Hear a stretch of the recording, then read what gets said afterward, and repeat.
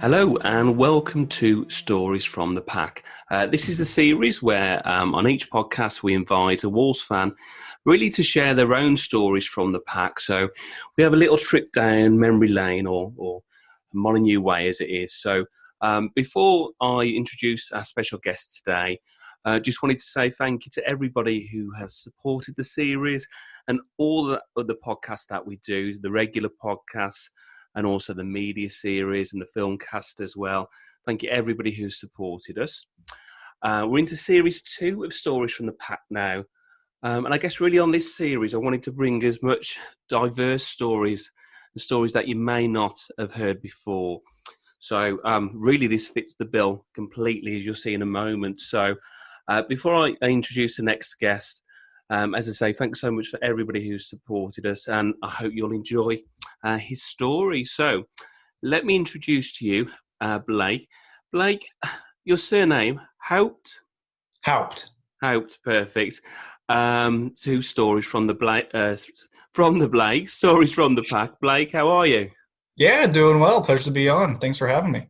No, thank you. I mean, me and Blake, just to add a bit of context, I think we've met briefly socially on a couple of occasions, and we've got a very good mutual friend as well.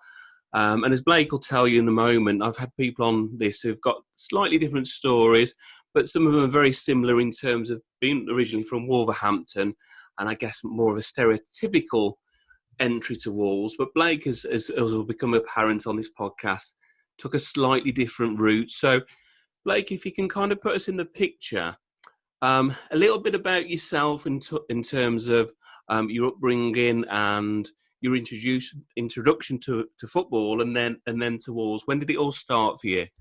Well, boy, that's a story and a half there. Well, I actually was born and raised in Southern California, so football was never really on the radar for me, especially growing up. I was a big ice hockey fan, a big ice hockey player. For years, I always thought that soccer was just some weird European sport that I would never be into. And then things really started to change for me.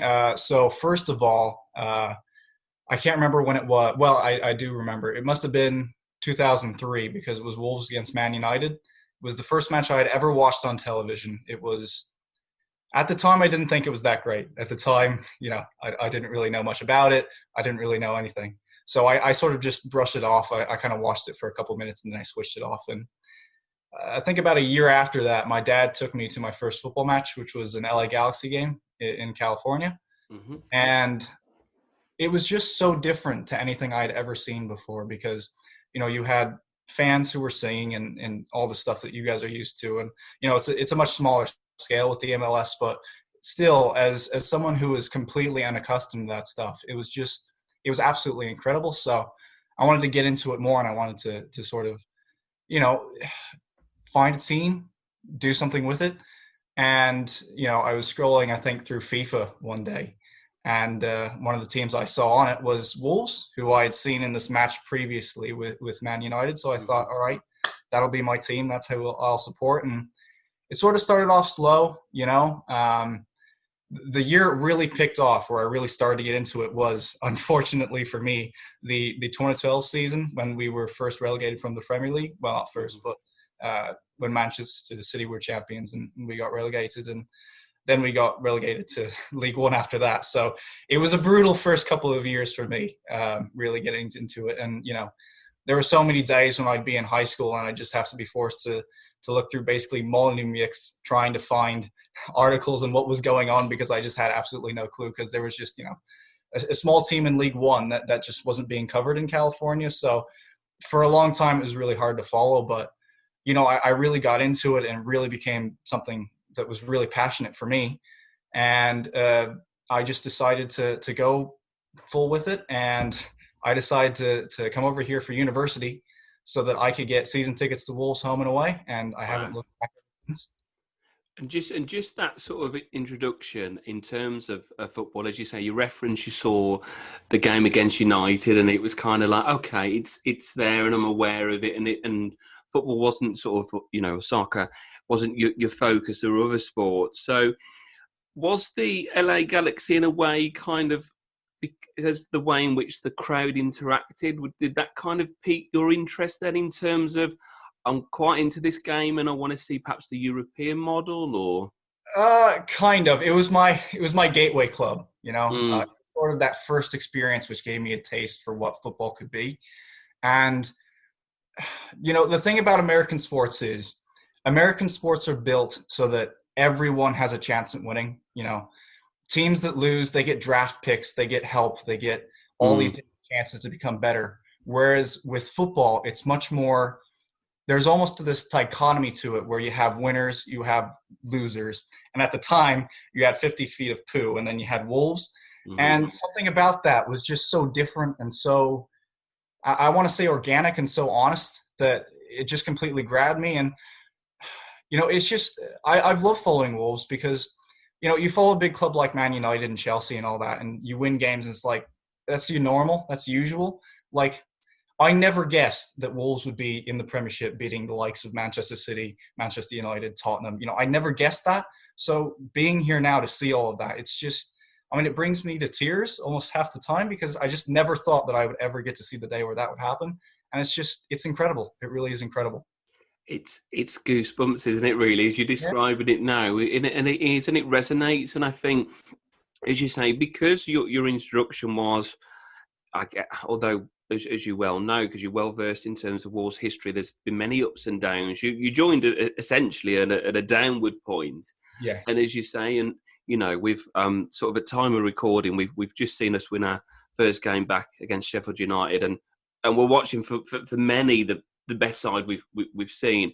But as you say, you've kind of had that introduction, which must make it even a lot sweeter now because of that. But if I can sort of bring you back slightly in terms of Wolves and FIFA, what was it? Was it the fact that you referenced there, Blake, that you kind of felt, well, there were underdogs maybe, or was it the kit, or what was kind of the draw I'm trying to initially? think specifically what it was. I don't know if I can remember exactly, but Mm, what I will tell you is that it was so weird because all of the pieces seemed to fit perfectly. Because I remember, like a couple months after I had chosen Wolves to be my club, and I was starting to get sort of more hardcore into it.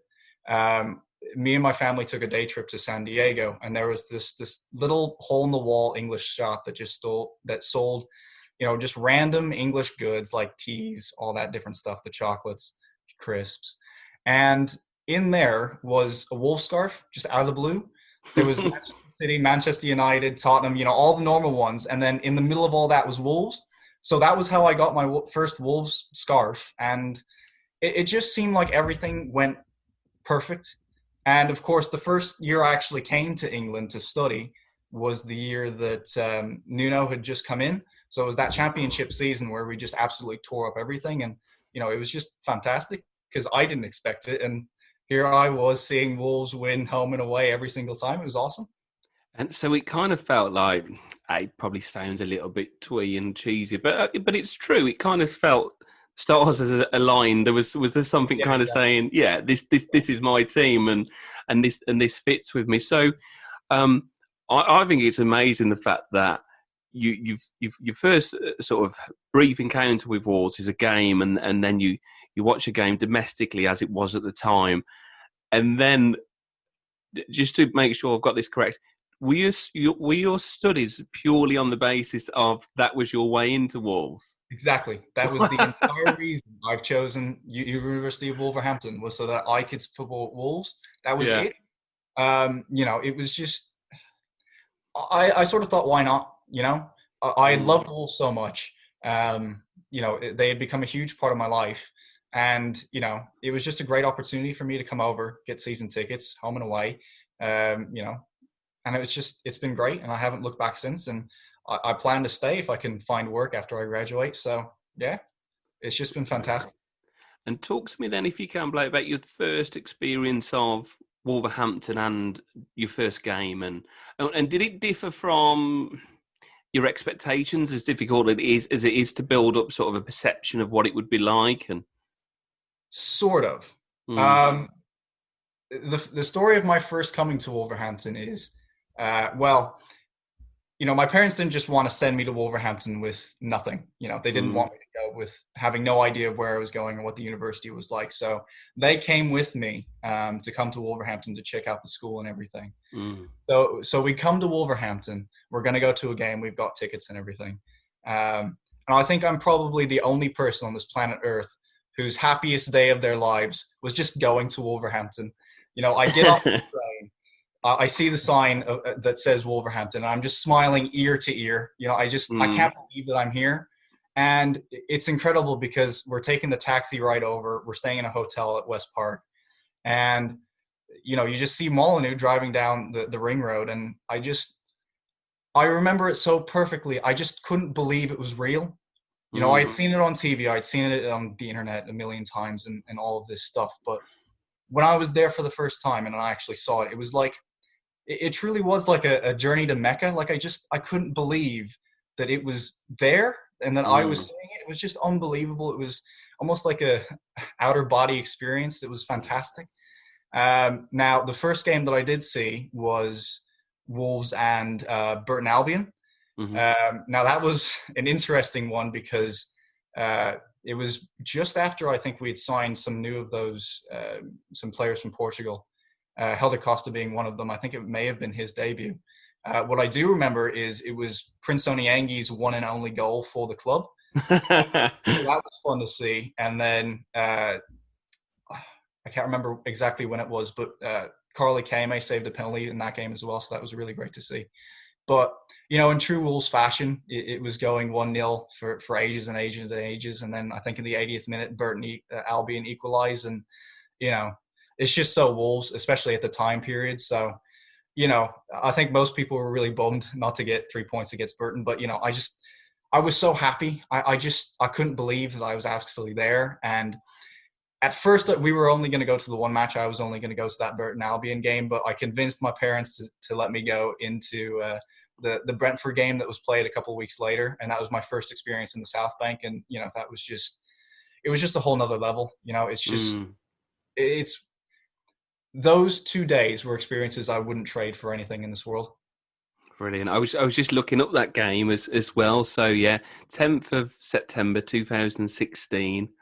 And as you say, Prince's first goal, and they get a +4 equaliser, which, as you say, Burton at home, in context to probably fans who had been so much time, was a sickener, but it didn't overshadow your day because it was kind of, such a big occasion. And Molyneux itself for you.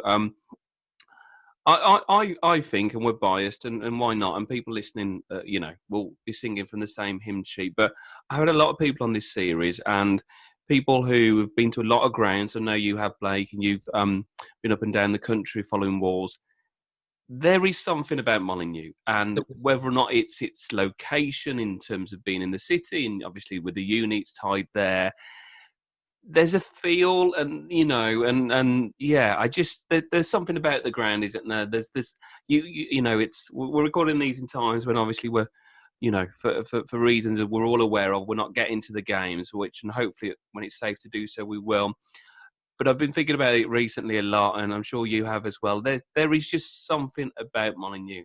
It's not your carbon ground, which could be replicated many times. There's a feel, there's a subway, and what that experience for you, and I guess the South Bank, talk me through that. Did you experience that feel of sort of going to the turnstile and think, Well, yeah, especially from an American perspective, because, all of our stadiums and grounds are just like, the new Tottenham Stadium. They're all like that. They're all these really expensive grounds, and they're all in the middle of nowhere. They're in basically miles outside the city with these massive parking lots around them. There's no real connection to the cities that they're in. And, obviously American teams move around a lot, and there's that. But it was just so wonderful to go to Wolverhampton, and it's right in the city. It's in the heart, literally. And what's so cool about Molyneux is you can almost spot every single different era. You've got the Steve Bull, which was from a very unfortunate time in Wolves. Then you have the Stan Cullis, I'm sorry, not the Stan Cullis, the Billy Wright and the South Bank, which are from Sir Jack. And then you've got the North Bank from the newer era with, Red Row and all that. So it's so cool to have a ground which, you can almost look around and you can see every single era, well, not every single era, but most of the newer eras of Wolves history. And it's just something that not a lot of grounds, even in England, can say, is that they have these different stands which represent these different eras for the clubs. And, especially from an American's perspective where, supporting our team is just taking a generic chant that every other team uses and putting your team's name in it.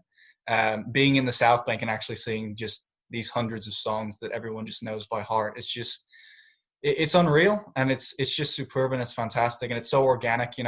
One of the things that I love so much about English football that isn't really replicated anywhere else in Europe is that, it's so organic. It comes from just people who are drunk out of their minds in the South Bank. There's no orchestrator. There's no guy with a megaphone in the front. There's no. It's just us, and I just love that to bits. And it's funny. And I know Blake. I know a mutual friend of ours, Stu, was talking about it. The way you said "us" then, that is your accent. I know that's probably been picked up on, but it's fantastic because it's that twang, isn't it? It's brilliant to pick up on. So you're embedded, but away from home, what I wanted to ask about, because I think your sort of away games, you've been to a lot more than I think I have in recent years. That interests me from American perspective as well, because as geographically, it's not a thing, is it, in terms of travelling and following your side, I guess. So what must that be like in terms of either your first experience of, because I kind of relate it to sort of like, it's just like an army of people going to a game. And I think there's a cultural part of it as well, which I know you've enjoyed and picked up on. Talk to me about your perspective, because I found that really interesting in terms of the away game. Were you kind of like overwhelmed in terms of this many people travel instantly, or? Yeah, it's completely different to America, because in America, first of all, your away games are normally on average like 3,000 miles away from where you live. So it's like there's no chance in heck you're getting to an away game unless you're flying. So, just being so close is crazy to me, that I can take a 4-hour coach journey there and back. And I've seen quality football for especially at very cheap prices, because in America, everything costs so much money to go to a sports game because it's all monopolized basically. But yeah, it's crazy, especially considering that you have these segregated fan sections where, you have specific areas for Wolves fans and specific areas for the home fans. And, it creates these just great atmospheres and this great banter between the two sets of supporters where, in America, we just don't really have that. It's just not something that's built into our sports systems and our sports culture. So it was just fantastic to be able to go and basically go on adventures. I mean, that's what away days are, really. They're adventures to different parts of the country, especially with Europe now, different parts of the world, and to have a journey, have a day out, have something to do. And we'll touch on now, I guess, Blake, sort of highs and lows. So I won't preempt because this is you, but obviously you came at a difficult time in terms of your war story. So we'll end on a positive. So therefore we'll start with sort of the lowest point as a fan, or just as an experience. It doesn't have to be in terms of on the pitch, or it might have been something that went wrong or not going to plan. Is there anything or any memories that stand out when you thought, God, why am I doing this? Or, in terms of how your relationship with the team was at that time? Well, first of all, you have to remember that the first 2 years that I supported this club, we were relegated twice. Yeah. So I'm used to having to support through nonsense, to put it politely. The obvious low point is Watford, because you were 2-0 up. We all thought, oh man, this is it. We have a great record against the top six. This is going to be our year. We're going to finally win silverware, and then it just falls into pieces. But even then, I just, if you would ask me to do that again and say just change it up a little bit, maybe it's Southampton this time, I'd still do it. Even when it's that bad, even when it's the absolute worst, I would still go to hell and back for this team. I really would. Maybe that's self-evident from the fact that I traded in California for Wolverhampton. But yeah, so I don't know. There aren't really bad memories, especially considering that the time I came over here was, the Nuno era when we were just winning left, right, and center. So I've been very, very fortunate. I will say that. It is funny because, like you say, that sort of change. I mean, we see a lot of adverts for California, and I would imagine it's not replicated over in California. I just imagine what the promotional video would be to sell Wolverhampton to people sitting in California. It won't be sort of the shores and sort of the countryside and so forth. But I think what we've found and a big shout out to sort of a lot of our American listeners as well, either who many sort of are living in America, many that I know you've met as well, Steve and Todd, and there's so many. But the theme that I get is, I guess Wolves is a people's club, isn't it? And I guess because you live in the city as well, you've become embroiled in it as well. So in terms of your best moments then, I mean, there's probably a lot to choose from in the Nuno era. What's been your favourite game or sort of favourite memory so far? Well, there's two I have to mention. Mm. The first, which is the more obvious one, was Cardiff away. Now, that has a more interesting story because 24 hours before that match, I was in California. Wow. So I caught a red-eye flight from California to London and then trained from London to Reading, then from Reading to where was it then? To basically Wales. Mm-hmm. And I hadn't got one iota of sleep in that whole time. And, I'm showing up to the ground a couple hours early because I have no other option because that was just when the trains were running. I'm jet lagged out of my mind. I all I'm thinking about is sleep. And then I watch arguably the most incredible football match Wolves have ever played, bar maybe Bristol. Yeah. And, it was unbelievable because for those two penalties, the first one, okay, yeah, we saved it. That was so amazing. We couldn't believe it. And then we concede another. And you're just thinking, there's no way. There's no way they missed twice. And for me, that was the moment where I had realized, okay, this is it. We're winning the championship. We are going up. So it all sort of hit me at once, especially with the jet lag. It was just unbelievable. Now, the next moment may not be as obvious. My dad is a massive Tottenham Hotspur supporter. Okay. So he had actually flown over to come to the game at Wembley when Wolves were playing Tottenham. And, Tottenham were doing quite well at the time and Wolves were sort of so-so. We were struggling a little bit. And, he had just been ragging to me all day about how Wolves are going to be smashed and how it was Tottenham's time. And, sure enough, we go to the ground. We're playing all right. We concede first. It's Harry Kane's goal. And then the second half, it's just all Wolves. And we score those 3 brilliant goals. And, there's footage online of the limbs and the away end. And you can actually see me because I've taken my top off. I'm just going absolutely insane because I can't believe that Wolves have just beaten my dad's team. And it was just one of the greatest nights ever because, it was that father-son rivalry, and I had no idea that Wolves were going to win that game. I never thought in a million years that Wolves were going to win it, and it was just everything went perfect. It was fantastic. Brilliant. I mean, I think we have been sort of blessed in that era, but I love the dedication of getting to Cardiff. And I guess you were grateful that you had quite an exciting game to keep you going and keep you sort of resolve up, and I guess. If you experience that 90 minutes, you kind of feel like you've probably been, on a hell of a journey, and literally you'd been on a hell of a journey. So that is, and that's the thing is, I think you're right with that game. It was kind of, it just felt there was just too much going in our way, and I don't. It might have been a luck thing. I don't know, but like you say, it's the one. It's like, okay, the chances again. Okay, Cav, what are you doing? And then it's like, yeah. What a game. And the Spurs game, I don't know if you've seen All or Nothing. I think they featured that recently in terms of Wolves and Spurs and that game as well. But no, incredible.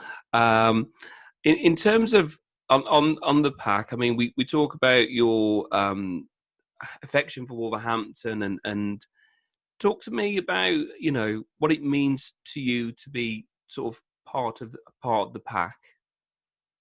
Well, I mean, it's everything. I came here not knowing anyone, not a soul. And, our good mutual friend Stu, he just saw a Facebook post that I had made about being in Wolverhampton from California. And, he just welcomed me into a pub and we had drinks. And that's basically been the relationship I've had with everyone I've known here. Everyone's just been fantastic towards me. And, it was just like being welcomed into a family, When I've had absolutely nothing here, everyone at Wolves was just nothing but welcoming. And it's just been superb. I mean, really, it's very touching to me because I had, as I said before a million times, nothing.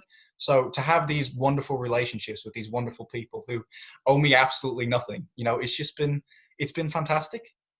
It's the camaraderie, and it's the it is a family. And I think when I was talking about doing this series and the stories from the pack, and we all see it now with the ground and the identity and the marketing. And from the outside, it might be, oh, that's a little bit niche. But I think it's so apt, because this whole pack mentality, on the pitch, you see it in terms of the togetherness, but you see it off the pitch as well. And you see, in terms of, as you say, people from different countries and different cultures and so forth, and you all come together. And I think that's amazing, that it's given you that that outlet and giving you that community as well. So it honestly, it's just great to hear, and it kind of makes us miss it even more, doesn't it? Really, but this is where we're at, and I think it's great. I really do, Blake. In terms of the players, I guess at the moment, who would be your favourite player, or would you say at this present time? From a skill perspective, Traore, because I think he really has the potential to become one of Europe's great players. I mean, if he can get his football, he can run like hell, but his football skills need to come a little bit of a ways. But he's come an unbelievable amount. He's just grown so much, and I think if he can keep that going, he's going to be a true star, not just for Wolves, but for Europe in general. From more of a personality standpoint, I love Conor Cody. I mean, he's fantastic. You got to love a character like him. So, yeah.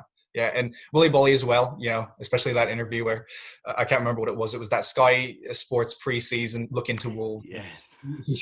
They're trying to ask him questions, and then he goes, "Would you be happy if I just ignored you right now?" And Willy Bolly's like, yeah, that would be the greatest thing on earth. And, you just got to love it. We've been so fortunate because most of these Wolves lads seem like they're proper guys. They're just, they're doing their work. They're doing hard stuff, and they seem to have the right character about it. And I think that's the thing, isn't it? It's character, and it's something I've referenced recently, when we talk about the players, and there's a lot of talk about the Portugal influence and the amount of players coming over, but it's character. These guys are younger than us, and they kind of just got a maturity beyond their years as well, and they've really settled in and become part of the pack. So, you see so many teams who have players who just try to be stars, and it seems like every single player on Wolves wants to be a part of the team. They're all working towards the same goal. It's great. And so, I guess really, if we sort of go back and sort of summarise your story, so an introduction, in terms of Wolves, a familiarity in terms of this is going to be my side, and then a move over here and joining a real tough time for the club and double relegations. You referenced it earlier, but again, I think it's worth talking about because you've got to live in the moment. Seeing us in Europe, then, Blake, what was that like for you as a sort of a fan from your Burton at home to Besiktas? Yeah, it's unbelievable. Especially we played so poorly that first stint in the League One that no one knew what was going to happen. Even though we may have put on brave faces and say, oh yeah, we're going to win the league. I think everyone sort of was a bit hesitant, and everyone knew that we could have been where Sunderland are right now. So to come from that and to be where we are now, I mean, it's truly unbelievable. I mean, I just can't believe it. I've been fortunate enough to go to Northern Ireland to see us play Crusaders, and I went to Barcelona to see us play Espanyol, and it's just, I truly don't believe it. It's all too good. I mean, we've been so rubbish for so many years, and then we've pulled it all together to do what seems like impossible, and it seems like the sky's the limit. I mean, we're bringing in new players every day who seem like they're going to be world class. So who knows what the future is going to bring, but it only looks like it's going up from here. And how was that Espanol experience then for you? How was that? Did you make it to a few days or? Yeah, I made it into a few days. My dad actually came over, so that was really nice. He came over and we both went to the match. He was in the home end, I was in the away. But yeah, we toured all around Barcelona. We got to see the Sagrada Familia, which was unbelievable. I mean, that's a truly beautiful sight. And the food, oh my word. If you haven't been to Barcelona, go just food. It's Yes.